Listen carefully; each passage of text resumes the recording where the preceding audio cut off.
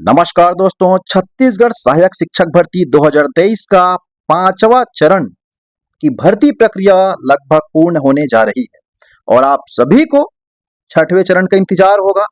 साथ ही हम इस वीडियो के माध्यम से देखेंगे पांचवें चरण में कितने लोगों ने अब तक ज्वाइनिंग लिया है, छठवें चरण का लिस्ट कब तक जारी हो सकता है और अंतिम में देखेंगे छठवें चरण में कितने रैंक तक जा सकता है, यानी कि कितने सारे कैंडिडेट लोगों को आने वाले समय में मौका मिल सकता है।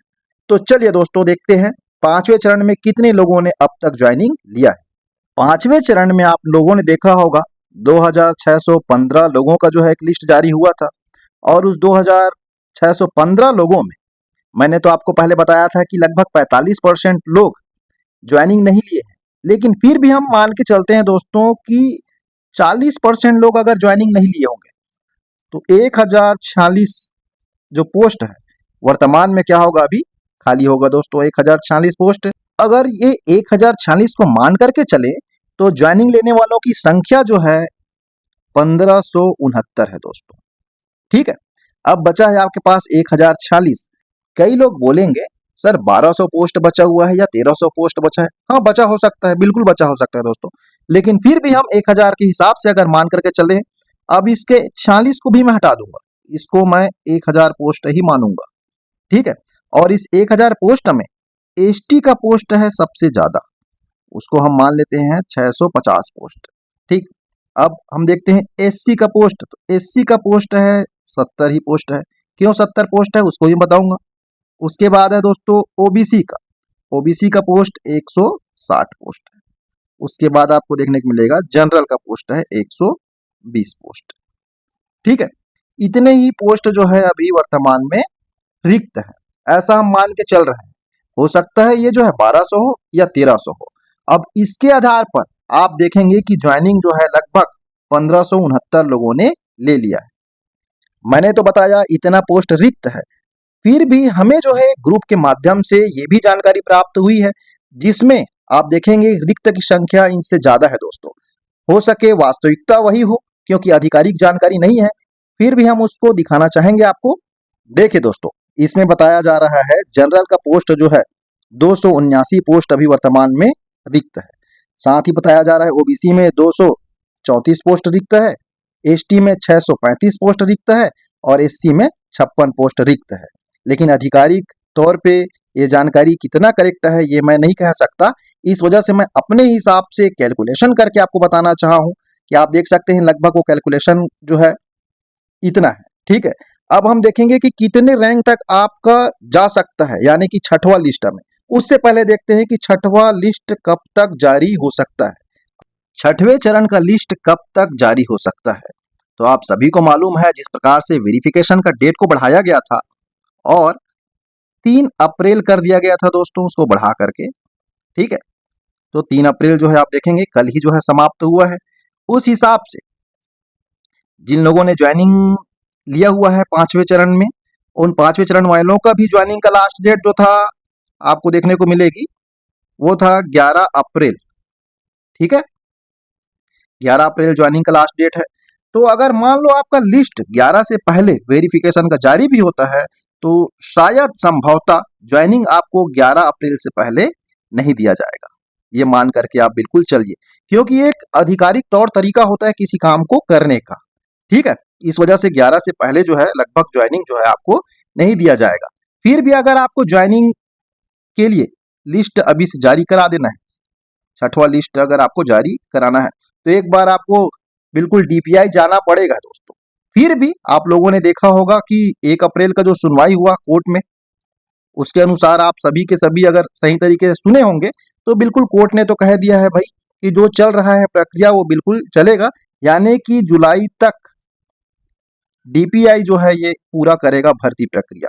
उनके द्वारा ये कहा गया है, आप सभी ने सुना होगा अगर ध्यान से तो, क्योंकि जो प्रक्रिया देखिए जिस प्रकार से डीपीआई ने कहा कि उनको 28 तारीख तक हम ज्वाइनिंग दे देंगे, तो 28 तारीख को उनका जो है जारी कर दिया गया है ज्वाइनिंग लेटर। अब जो प्रक्रिया के अनुसार ही तो चलेगा ना, वो भी तो ऐसा नहीं कर सकते कि अपने मन मुताबिक किसी भी चीज को, तो एक सभी का एक सिस्टम बना हुआ है तो वो सिस्टम से चल रहा है। इस वजह से बताया गया कि उसको डिस्पोज कर दिया गया। क्यों डिस्पोज किया गया? क्योंकि प्रक्रिया अनुसार उनके अनुसार तो पूरी चल रही है और जुलाई तक का बढ़ाया गया है, तो बिल्कुल जुलाई तक बढ़ाया गया है और 2615 पोस्ट है, तो इसमें बिल्कुल ज्वाइनिंग वो डीपीआई वाले लोग जो है ज्वाइनिंग क्या करेंगे, देंगे। इस वजह से इसको डिस्पोज किया गया। भाई अब प्रक्रिया उन लोग कर रहे हैं भाई, तो उसके ऊपर कोई कार्रवाई थोड़ी करेंगे।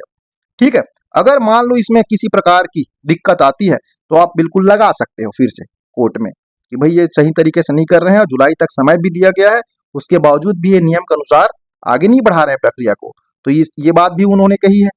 अब देखेंगे हम छठवें चरण में कितने रैंक तक जा सकता है। ठीक है, तो आप सभी को ये तो मालूम हो गया होगा कि अगर लिस्ट आती है तो कब तक आएगी, 11 अप्रैल तक या 11 अप्रैल के बाद बिल्कुल आपको लिस्ट देखने को मिलेगी। अब छठवें चरण में कितने रैंक तक जा सकता है, तो देखिए दोस्तों, आप सभी को देखने को और सुनने को मिल रहा होगा कि कई लोग बोल रहे हैं भाई छठवां चरण जो है बहुत नीचे तक जाएगा, तो कितने नीचे तक जाने की संभावना है, आइए देखते हैं। तो देखिए, मैंने बताया है आपको कि वर्तमान में अगर मान लो 1000 पोस्ट जो है रिक्त है, और उस 1000 पोस्ट रिक्त है, तो सामान्य के जो है पोस्ट कितने हो सकते हैं बताया आपको, 120 पोस्ट रिक्त हो सकते हैं सामान्य के। ओबीसी के हो सकते हैं 160 पोस्ट, एससी के हो सकते हैं 70 पोस्ट, और एसटी के हो सकते हैं दोस्तों 650 पोस्ट। ठीक है, अब अभी वर्तमान में आप लोगों ने देखा होगा कि जो जनरल का जो रैंक है, कितने रैंक तक जनरल अभी तक चला गया है, तो देखेंगे जनरल का जो रैंक है लगभग आपको देखने को मिलेगी 7000 रैंक तक जनरल अभी वर्तमान में चला गया है। उसी प्रकार ओबीसी जो है 9000 तक चला गया है। अब आप ये मत बोलिएगा कि 7001 चला गया है या 6000, मैं एक मोटा मोटा आपको बता रहा हूँ। ठीक है, एससी का अगर आप रैंक देखेंगे तो एससी का रैंक जो है 11000 के आसपास चला गया है। उसी प्रकार एसटी का रैंक जो है 70000 चला गया है, वही आप देखेंगे। ठीक, अब आने वाले छठवें लिस्ट में ये रैंक कितने तक जा सकता है, तो मैं अपने हिसाब से आपको बताना चाहूंगा। ये रैंक जो है दोस्तों सामान्य का अगर आप देखेंगे तो ये सामान्य में ये रैंक जो है देखने को मिलेगी आपको 8000 तक जो है ये रैंक जाने की संभावना आपको देखने को मिलेगी। क्यों 8000 देखने को मिलेगी ये भी बताऊंगा। ओबीसी का जो है 9000 है। ठीक है, ये जो है आपको देखने को मिलेगी लगभग लगभग 12000 तक। उसी प्रकार एससी का जो है वो रैंक आपको देखने को मिलेगी 14000 तक जो है वो रैंक आपको देखने को मिलेगी। एसटी का जो रैंक है वो आपको 1 लाख तक देखने को मिलेगी दोस्तों। ठीक है, सामान्य का 8000 क्यों देखने को मिलेगा, क्योंकि अब देखिए ज्यादा से ज्यादा ओबीसी वाले लोग पूरे सामान्य में आएंगे, तो स्वयं जो सामान्य के जो है जनरल कैटेगरी के अंतर्गत जो आते हैं, ठीक, उनको तो फायदा मिलेगा ही अगर वो 8000 रैंक तक के आते हैं, लेकिन ओबीसी वाले जो हैं उनको भी बहुत ज्यादा फायदा इससे होने वाला है। 9000 रैंक तक ओबीसी का आ चुका है, तो वो आने वाले समय में 12000, अब किसी के मन में आ रहा होगा ये 14000 भी जा सकता है। बिल्कुल 14000 जा सकता है। क्यों 14000 जा सकता है, इसका भी मैं कारण बताऊंगा। क्योंकि अब ओबीसी के जो सामने है ना एससी है ना एसटी है, कोई नहीं है उसके सामने, सिर्फ ओबीसी है और जनरल वाले हैं। इस वजह से, और ज्यादा से ज्यादा ओबीसी ही कैंडिडेट है, इस वजह से ओबीसी वाले लोग को फायदा मिलेगा, और ओबीसी वाले लोग कहाँ चले जाएंगे, जनरल में।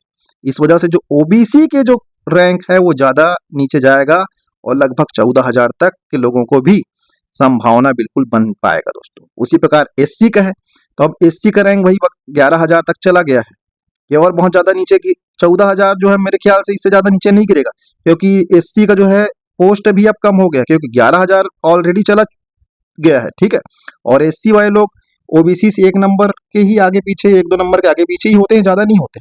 ठीक है, तो देखिए उसी प्रकार आप देखेंगे हो सकता है 15000 चले जाए, ऐसा नहीं है, लेकिन एसटी का आप देखें तो 70000 से ये 1 लाख तक। अब कई लोग बोलेंगे सर 70000 तक 50% में 70000 आ गया है, तो आगे जो है ये भी जो है 1,20,000 जा सकता है दोस्तों, लेकिन फिर भी मैं 1 लाख तक तो जाएगा ही बोल रहा हूँ। क्यों जाएगा बोल रहा हूँ, उससे ज्यादा नहीं जा पाएगा, इस वजह से क्योंकि जिस प्रकार आप लोगों ने देखा होगा जब शुरुआत का जब आप रैंक देखते हैं तो शुरू में आपको जो जनरल और ओबीसी देखने को मिलता है, इतने भारी तादाद में देखने को मिलता है, और बीच बीच में आपको एसटी देखने को मिलता है। एससी कुछ ज्यादा मिलता है और एसटी बहुत कम देखने को मिलता है। वैसे ही अगर आप ओवरऑल रैंक में अगर आप देखने को जाएंगे, है ना, 70000 के ऊपर, तो आपको देखने को मिलेगी बहुत ज्यादा संख्या में एसटी वाले लोग जो है वहां देखने को मिलेंगे, और बहुत कम है बीच बीच में जनरल और ओबीसी। अब एसटी की संख्या बहुत ज्यादा है, यानी बहुत ज्यादा एसटी वाले लोगों का होने की संभावना होगी। इस वजह से अब ज्यादा रैंक जो है ज्यादा नीचे नहीं जा सकता। ठीक, तो यहां तक का बिल्कुल संभावना है दोस्तों एसटी वाले लोग का होने का। ये जानकारी आपको अच्छी लगी हो तो इस वीडियो को ज्यादा से ज्यादा अपने दोस्तों तक शेयर कीजिए, इस वीडियो को लाइक करिए और इस प्रकार की जानकारी पाने के लिए चैनल को बिल्कुल सब्सक्राइब करके रख लीजिए। Thank you.